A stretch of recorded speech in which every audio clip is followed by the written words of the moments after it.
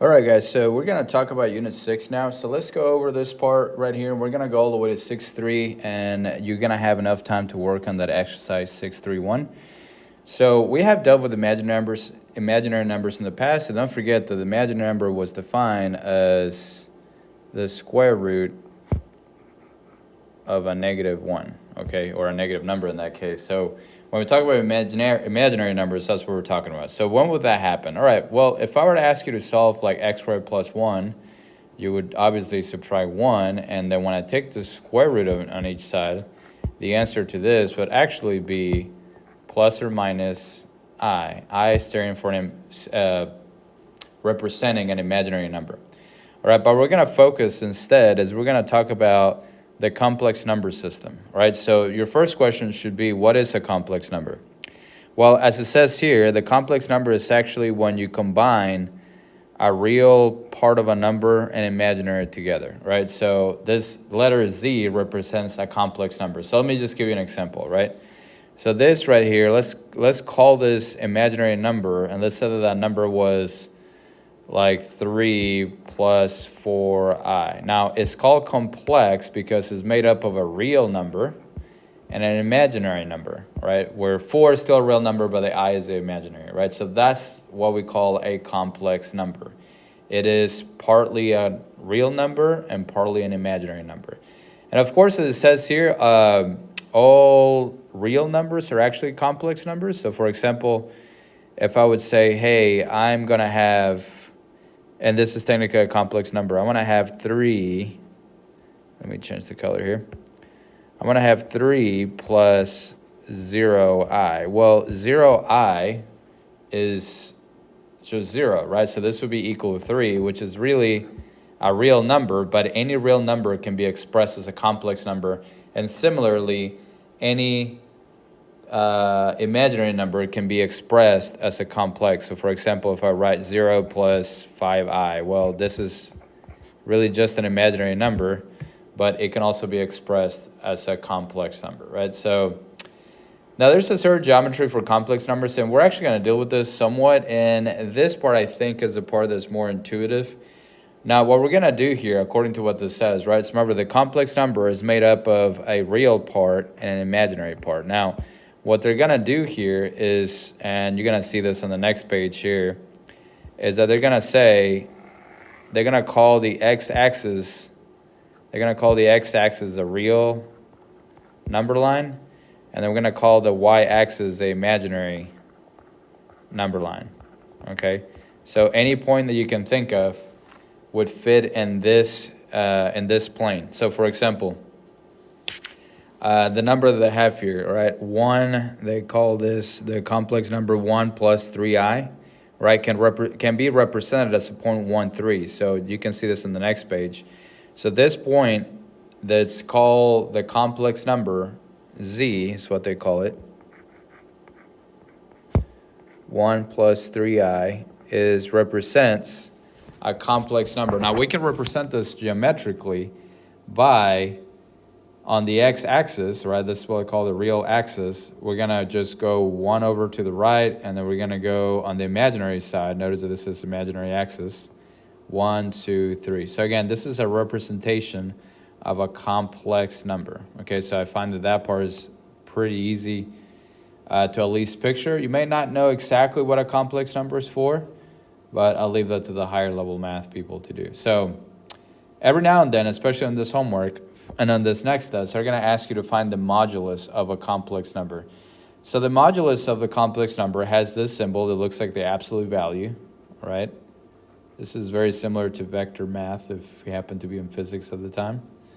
But essentially what they do is that represents the distance between the point, in this case 1 plus 3i, to the origin. So think about this, right, for a minute, because the formula should be pretty intuitive. If I'm looking for the distance between the origin and this point right here, how can I find that distance, which is called the modulus? Okay, think about it. How would I do that? I mean, couldn't I do your favorite thing that you did in geometry, which is the Pythagorean theorem, right? Where this is 1, this is 3. And to find that distance, all I would have to do is essentially 1 square plus 3 square, and we can let's call this z. I don't really know what to call it. Well, actually, let's not call it that because that might be confusing for you. Yeah, let's call it z. Right, we can call that z squared, okay? So, actually, let's call it c squared. I don't want to confuse it with that same letter. So let's call this c. All right, how would I figure out what c is equal to? Well, by Pythagorean theorem, all I have to do is take the square root of each side. And that would give me the distance c, which in this case is the square root of 10, but this is what they call the modulus. Okay, so that's the same thing. And this is what they're saying here. That's what they have, x squared plus y squared. Notice that I didn't worry about the I at all. I just put it up there. So this is how they come up with the formula. The modulus is essentially just the Pythagorean theorem, okay? And this is basically what they're trying to explain to you here. Now, let's go over to complex number operations. Complex number operations, we're only going to deal with, all right, for now, we're only going to deal with addition and multiplication. Right, that's all we're dealing with. Addition of complex numbers is actually pretty straightforward. If you have two complex numbers, so remember that, though that may look confusing, right? This just represents two complex numbers. So when you add two complex numbers, you're gonna add the real part and you're gonna you're gonna add the real part and then you're gonna add the imaginary part. So for example, let me actually put some actual numbers here for you. Let's say that was like 1 plus 2i. 1 plus 2i, and let's call this, I don't know, let's make that 3 plus 7i, right? Well, if I add that together, and this is basically what they're saying here, if I add that together, I'm going to add the real parts, which is 1 plus 3, okay? And then I'm going to add the imaginary parts, which in this case should be 2i plus 7i.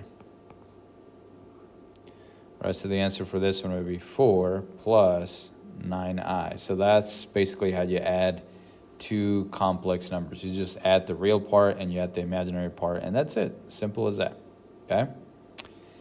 Now, the one that's a little bit more complicated is when you have two complex numbers and you're trying to multiply them. So to multiply two complex numbers, all right, as you can tell, this represents two complex numbers.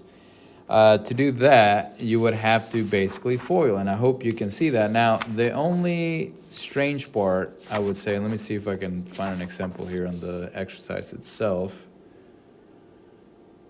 There's only literally one example, so I'm not going to do that because I need you to have the practice. So the only strange part is that when you multiply this two i's right here, bi times di, that gives you I squared, and we know, hopefully from previous parts, that I squared is equal to -1. Now, you may not remember where this comes from, so let me just remind you here that I to the first power is I to the second power is -1, I to the third is -I, and then I to the fourth is +1, right? And then I to the fifth, the pattern repeats. So I to the fifth goes back to this, I to the sixth, would be -1, I to the seventh would be -I, and then I to the eighth would be 1. So that pattern just repeats over and over and over, right? But for all practical purposes, all you really need to know is that I squared is equal to -1, all right? So let me just kind of make up an example here that won't be hopefully too hard, so you can have something to go on. Let's say that I have 1 plus 2i again. And let's say that I'm multiplying that times, let's say 3 plus 3i. Let's just make it this. Well, actually, let's make it 4i, just to not confuse you here. So all we're doing here is just FOILing, all right? So we're going to multiply 1 times 3, which would be 3. Then we have 1 times 4i, which would be 4i. and then I would multiply 2i times 3, which would be 6i, and then finally 2i times 4i, which would give me 8i squared. Now it's I squared because I'm multiplying I times I. Now, if I add like terms, all right, I would end up with 3 plus 10i, and now I squared, okay, I squared is equal to -1 according to what I have right here. Okay, so I would change that to a -1. So then I would be left with 3 plus 10i minus 8, because 8 times -1 is -8. And then when I add like terms, which are these two, I would end up with -5 plus 10i. Now let me just make sure I don't make any mistakes here. I think that's pretty much it. Yeah, so that's pretty much it. So notice that again, I end up with another complex number that's made up of a real part and an imaginary part. Again, that's what's called complex, right? Now finally, this part can seem really confusing when we talk about quotients of complex numbers. And then we're going to do something called the complex conjugate. I think out of all of them, this would probably be the hardest one for people to understand for the most part. But essentially what you're trying to do is you're trying to multiply top and bottom here if you have some kind of complex fraction, if you will, when you have a complex number on top and a complex number on bottom. Notice that what they tell you to do is to multiply it, and this is called the complex conjugate here, where you multiply times the denominator exactly like it is, but you're just going to change that sign. All right, notice that this sign is different than this sign. And the whole purpose of that, honestly, is so you can split this up into a real part and an imaginary part, just like before. So let me see if I can find an example of something that wouldn't be too bad. So I'm actually going to do 14 from your exercise. So if you look at your exercise on the next page, I guess I can go to that real quick. If you look at this one, they're actually asking you to write this in the result of a plus bi, which means they want you to write this as a complex number. Now, let me see. Oh, yeah, you got plenty of examples. So let's do actually, let me do part D, right? So I'm going to write part D down here.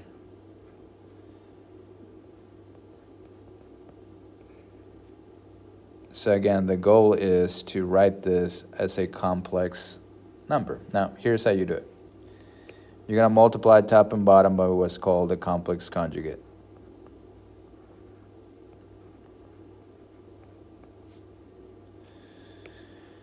All right, now the top is going to be, well, top and bottom is going to be FOILed, all right? So hopefully I don't have to write all that, but I have 6 times 3, so I'm just FOILing the numerator with the numerator. So I have, let's see, it looks like 18 minus 12i. Yeah, and now I have plus 3i minus 2i squared. And on the bottom, I end up with 9 minus 6i. Oh man, I really did not pick a good spot to write this on. So the bottom would be 9 plus, minus 6i. And then now this times this gives me the same thing, but with a plus 6i. And I would have 2i times a negative 2i, which would give me a negative 4i. Now, what should happen in the denominator is that I shouldn't have any imaginaries. By the way, this is I squared, just realized that. I shouldn't have any imaginaries left over by the time I simplify. Notice that these two things are going to cancel.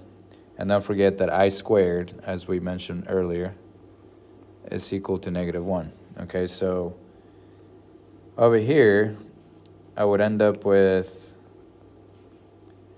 let's see, 18. If I add like terms in the middle, that would leave me with a -9i. And this right here would be -2. I squared is -1. And on the bottom, I would be left with 9 minus 4. I squared again is -1. Now let's see, this top part would be like 18 minus 9i plus 2. And this one on the bottom would be like 9 plus 4. All right, so this would be 13 on the bottom. And on the top, I would end up with 20 minus 9i. Okay? So we're almost there. And really we're done. And the only thing they want us to do is they want us to rewrite this as in complex form, or what they call a plus bi form. So to do that, remember, when I'm dividing by a single number on the bottom, I'm able to split this fraction into 20 over 13 minus 9 over 13i. So this is the answer for that one, okay? This is how they want you to write it. Notice that I don't care if it's a fraction. I know you're freaked out by it. But the point is that fraction on the left, I'm talking about this fraction, is a real number. And this fraction on the right is an imaginary number, which means that what I have inside that box is a complex number. All right, so here's my expectation for you. My expectation for you is that you'll try every problem. Some of these problems are going to be a lot easier. They're going to be easier than others. Let me just put it that way, right? So they're going to be a lot easier than others. For you, just try to do as many as you can, and then we'll try to finish it when I see you again. All right, so don't forget, again, this is the modulus. One more time, is this formula that I have right here. So if you're like, I don't know how to do the modulus should be the easiest thing on here because it has a very specific formula, right? So that's the modulus, don't forget. So when you see something like that, hopefully you understand what to do. And what I mean is here, all right? See if you can do that. All right, well, that's everything for you guys. We'll see you again next time. And hopefully this is as clear as possible.